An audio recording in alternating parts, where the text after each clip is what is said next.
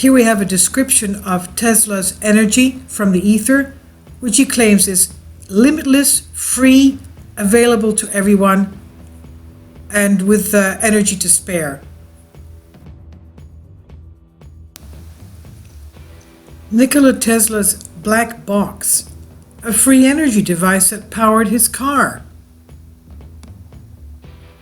The following recital on Tesla's work with radiant energy is an excerpt from the book Secrets of Cold War Technology by Jerry Vasilatos, page 86 to 93 on Humans Are Free. The fountain effects, quote-unquote, which surrounded his station are not responsible for the ever-growing power observed by Tesla. This was the result of an incoming etheric supply for which his transmitter gave low-resistance passage. From the ether fills up all of the universe, all space. Free energy.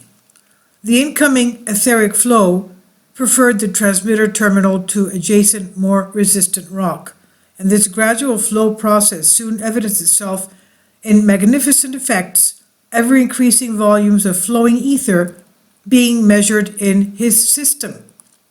Some have argued that Tesla merely stored energy in the earth, extracting it for later use. This is a basic error, the result of imagining the Colorado Springs experiment to be one consisting entirely of electric effects. It is in this light alone that we may comprehend the anomalous magnification of etheric phenomena in his Colorado Springs photographs. Once etheric energy has been obtained from space, it had to be conveyed to consumers. Tesla had arranged for the automatic activation of ether rebroadcast circuits in his station. The downpouring ether was automatically shunted to side circuits through capacitors. In these side branches, ether pulsed through dielectrics and expanded over the surfaces of his smaller coils. This stimulated to more rapid pulsation rates. They were ready for rebroadcasting, quote-unquote. Being rebroadcast away from the station through large vacuum globes poised on elevated platforms, these were the etheric pulsations which would be utilized in home and industry. Simple and compact receivers would be established in every home and factory set to receive etheric current through the ground. Tesla's tests were thrilling. The distant appliances, lamps, and motors responded to the powerful pulsations as if they were physically connected to the station by wire.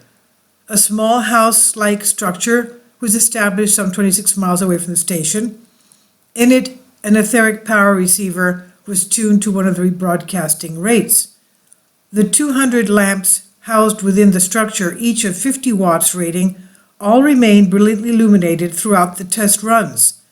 This apparently stimulated enough excitement and concern for word of this development to get back east. Engineers were enraged. Those who had missed his most early shift from alterations to impulses failed to comprehend the vast distinction between stationary waves and standing waves.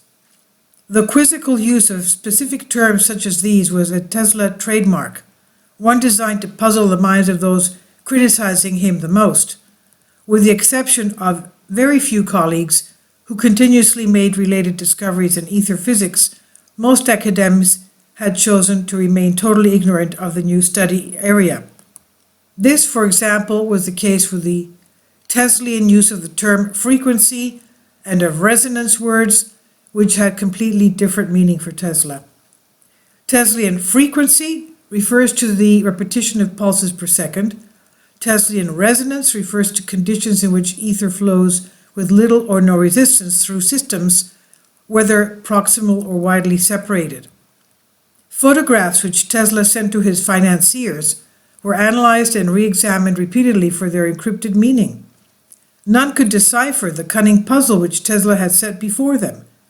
Tesla stated that photographs of the etheric white fire streamers required several minutes exposure time before registering the faintest sort of impression. Most of the plates were therefore the result of more than 20 minutes exposure time. There are very few plates which, though stated to be the result of one brief switch closure, are covered with dense, thick white streamers. One fraction of a second closure on the system switch resulted in a 20-minute or more ether avalanche. Magnifying transformers continued discharging long after the initial impulse had been withdrawn. Ether power receivers. Tesla returned to New York exultant. He was about to establish a new world precedent. Venture capitalists were everywhere looking for the opportunity to enter the new energy market. Unknown to Tesla, his station, its tower, the large coils, the capacitors, and all the other marvelous apparatus which demonstrated free etheric power to the world had been acquired for demolition.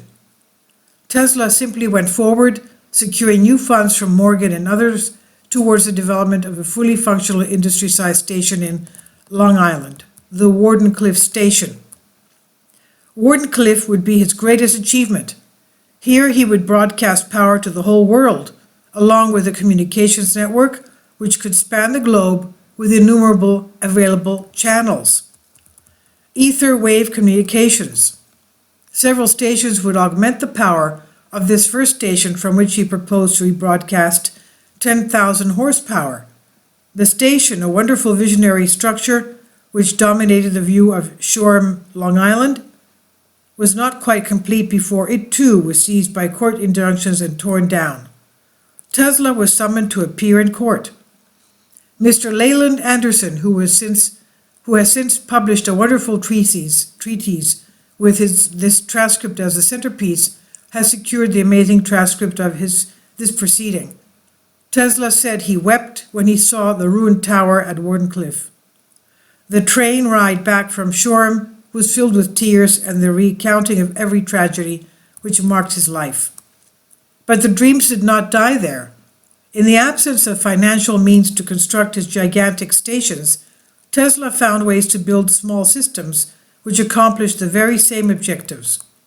Replacing the large overhead capacity terminal with material substitutes, radioactive metals in combination with other dense elements, Tesla was able to accrete and focus ether pulsations of super short duration. Tesla was then plunged into a hellish time where all but one would neither help nor hear him. Dr. John Hammond requested Tesla to be permanent guest in his family estate, and there amid the family life of Hammond Castle, Tesla shared his dreams and technology. Together he and Dr. Hammond developed the science of robots and remote guidance. Tesla, impoverished by the inhumane treatment wrought on him by the financial establishment, was nonetheless quite alive and valuable to those having singular ambition to dominate the world of radio trade. For a very long time, Nikola Tesla was considered out of circulation, quote unquote. But later years turned a kindlier edge towards him. Long after his principal foe had died, others sought him out. Employed by Rockefellers in their RCA venture, Tesla was given the task of reconstructing the now failing Marconi system. David Sarnoff did not permit Tesla the dignity of working under his own name. Nevertheless, it was Tesla and not Sarnoff who redesigned the insufficient RCA radio systems to sufficiently turn a profit for the owners. It is significant that Tesla was not allowed to change the basic design from wave radio to radiant communications. What he achieved required certain strange conversions within the wave radio circuitry, intensifying radiant signals until the operation was much improved, and then converting the amplified signals back to waves once again. All of this was achieved within the chassis, certain of which are now being studied. These Tesla experimental models are typical of the Tesla style, containing no resistors or other such components. These models use simple transmitter tubes and employ a great number of symmetrically disposed conical air coils. While working for RCA under the name Turbo, his mother's maiden name, Tesla maintained his 2 penthouse suites atop the Hotel New Yorker. One penthouse was his living quarters, the other a full-scale research laboratory. Tesla designed and built small, compact, and portable ether energy receivers, a developmental path which he pursued to his passing. Tesla had long investigated the use of pure dielectric field energy, a stream of ether whose individual pulsations were so very ultra-short that science had never found a means to harness the energy impulses. Tesla later held the opinion that dielectric current was composed of radiant particles, etheric in nature. He therefore sought natural sources in which native dielectric fields could be used as they were, without the need for mammoth voltage shocks to stigmata etheric currents. Tesla knew that if dielectric ether streams could be directly engaged, a true world of the future would be in his grasp. Furthermore, the mass production of thousands and tens of thousands of such power receivers would be an unstoppable army, an army of miniatures which could never be torn down. The implications were fathomless. Tesla had found a truly new and wonderful approach to an old problem. Once, because his technology had not yet grown to the level where this was possible, he had to settle for impressing the naturally prolific ether streams with extra pulsations. The transmitter method was costly, gargantuan, and an easy target for those who hated the notion of a future world where dreams rule humanity. Dielectric energy fascinated Tesla. It was everywhere, a natural emanation whose potentials far outproportioned conventional notions of power. Indeed, the early conception of natural radioactivity as an energetic source was nothing in comparison to the potential power inherent in dielectric streams. The new technology would use ultra-short pulsing ether streams, energies that occupied most of his latter press conferences in latter years. Study had convinced Tesla that the apparently smooth and native force characteristic of dielectric field energy was actually a particulate flux, a succession of ultra-short impulses. The derivation of such an impulse train would solve all energy needs for eternity with an elegance far outreaching his own. Magnifier transmitter of a truth dielectric energy was native source of incredible proportion and virtually eternal duration. Able to use such a kinetic source, one could dispense entirely with the power transmitters necessary to stimulating and impressing extra pulsations on the ether flow. Tesla often defined the dielectric field as a natural flow of ether particles, one that seemed impossible to utilize through lack of appropriate resistive materials. In order to obtain momentum from the flowing particles of a dielectric field, one required special matter poised in equal special symmetries. The otherwise continuous flow could be absorbed directly, being exchanged to utilities, appliances, and other applications. Tesla had already considered the condition of charged particles, each representing a tightly constricted whirl of ether. The force necessarily exerted at close distances by such etheric constrictions was incalculably large. Etheric ponderance maintained particulate stability. Crystalline lattices were therefore placed within which one could expect to find unexpected voltages. Indeed, the high voltages inherent in certain metallic lattices, intra-atomic field energies, are enormous. The close Coulomb gradient between atomic centers are electrostatic potentials reaching humanly unattainable levels. By comparison, the voltages which Tesla once succeeded in releasing were quite insignificant. In these balanced lattices, Tesla sought the voltages needed to initiate directed etheric streams in matter. Once such a flow began, one could simply tap the stream for power. In certain materials, these ether streams might automatically produce the contaminating electrons, the source of energy for existing appliances. One could theoretically then tailor the materials needed to produce unexpected etheric power with or without the attendant detrital particles. Tesla did mention the latent etheric power of charge forces, the explosive potential of bound ether, and the etheric power inherent in matter. In these studies, Tesla sought replacement for the 100 million volt initiating pulses, which natural law requires for the implementation of space ether. Tesla had long been forced to abandon those gigantic means by other less natural laws. Thereafter, Tesla shifted his attentions from the appreciation of the gigantic to an appreciation of the miniature. He sought a means for proliferating an immense number of small and compact ether power receivers with one such device. Tesla succeeded in obtaining power to drive an electric car. But for the exceptional account which follows, we would have little information on this last period in Tesla's productive life, one that very apparently did not cease its prolific streams of creativity to his last breath. The information comes through an unlikely source, one rarely mentioned by Tesla biographers. It chanced that an aeronautical engineer, Derek Ahlers, met with one of Tesla's nephews when living in New York. Theirs was an acquaintance lasting some 10 years, consisting largely of anecdotal commentaries on Dr. Tesla. Mr. Savo provided an enormous fund of knowledge concerning many episodes in Tesla's last years. Tesla used to say how a mysterious radiation, which comes out of the ether, also how energy can be delivered wireless, so here comes the black box. Tesla converted a Pierce Arrow fitted with an electric engine. Pierce Arrow is a type of car. This engine lacked the effort of charging it like most modern electric vehicles. From somewhere in the Niagara Falls, where the Hydra plant was made, the Pierce Arrow received the current keeping the car charged and going. The black box was a device that could call the receiver. We could call the receiver. It consisted of 12 tubes. Tesla's financiers did not like the idea of giving power for free, thus they cut the funds for his particular series of work. Somehow I think Tesla kept this secret very well hidden. He had suffered from other people patenting inventions he invented, like the radio.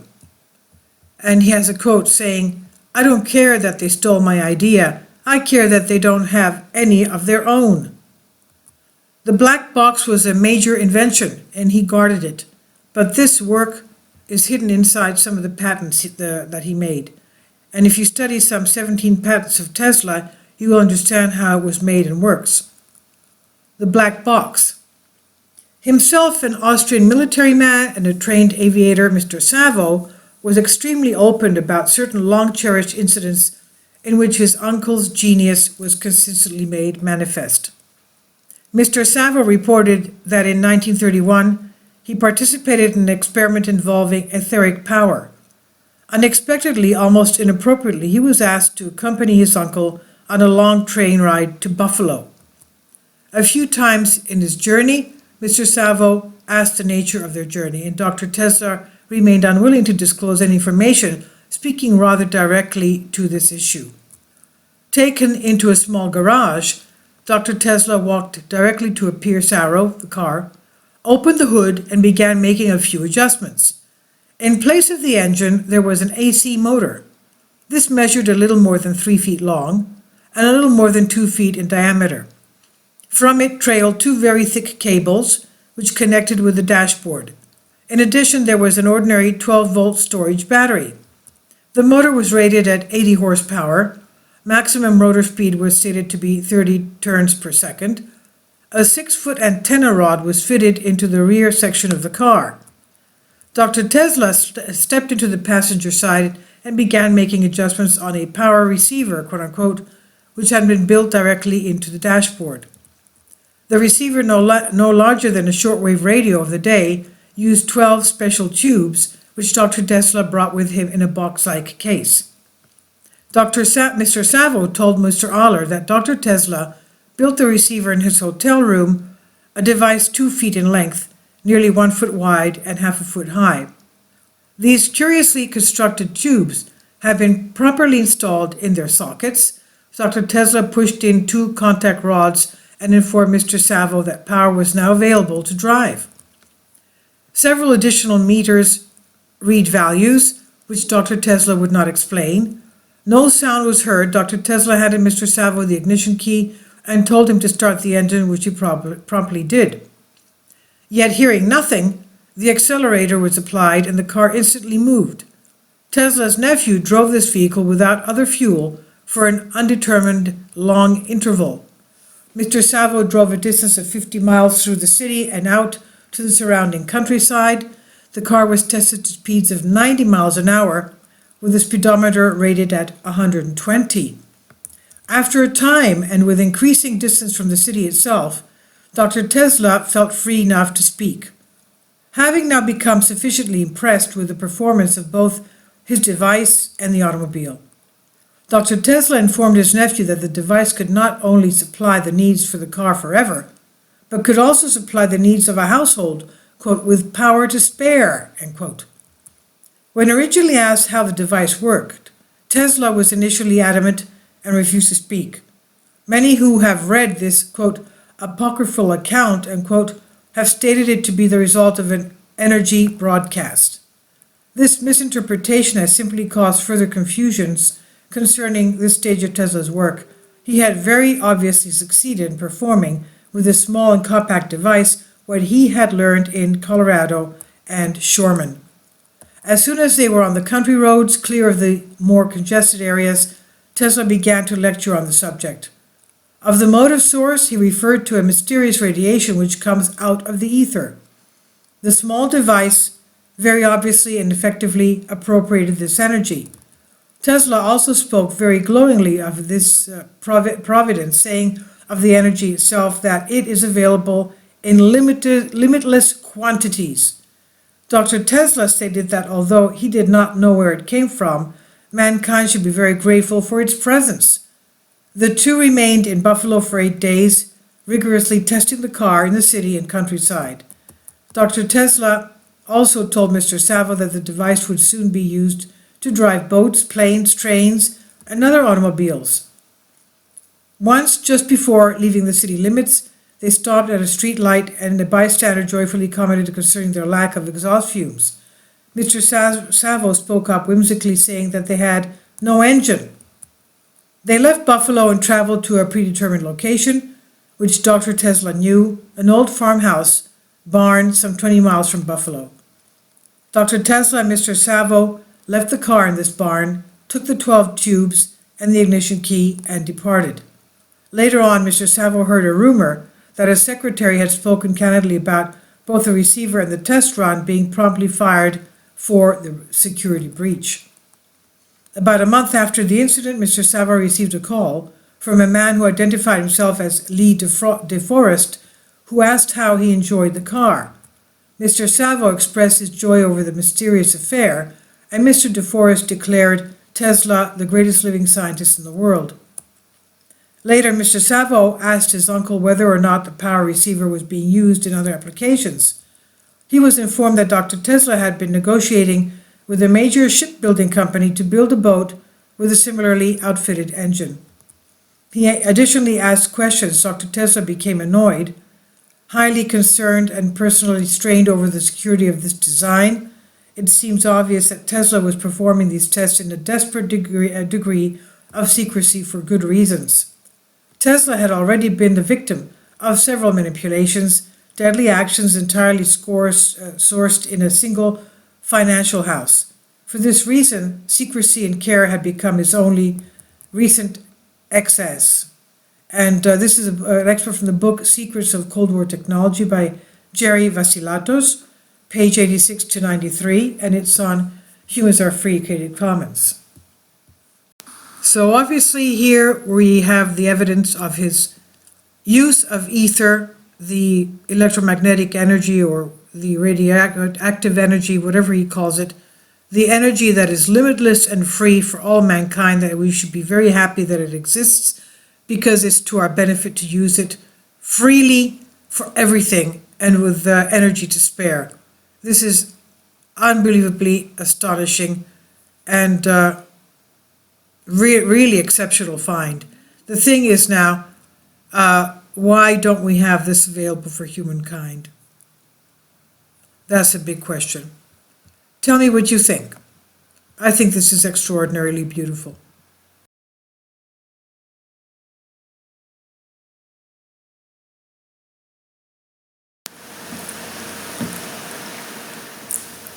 If you'd like to join me on my Patreon account, you will hear content not covered by mainstream media.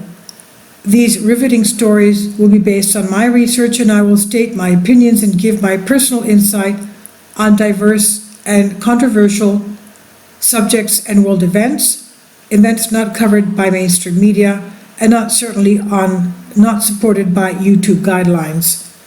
So whatever I have on my Patreon, most of those will not be on my YouTube channel.